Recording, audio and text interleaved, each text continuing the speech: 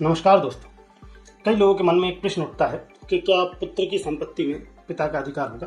पुत्र की यदि मृत्यु हो जाती है और उस पुत्र का कोई बेटा है, पत्नी है, तो उस स्थिति में क्या पिता को भी उसकी संपत्ति से हिस्सा मिलेगा।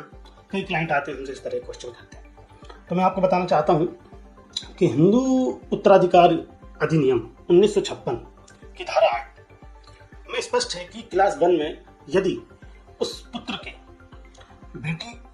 बेटा, माता, पत्नी जीवित हैं तो ये क्लास 1 में आते हैं।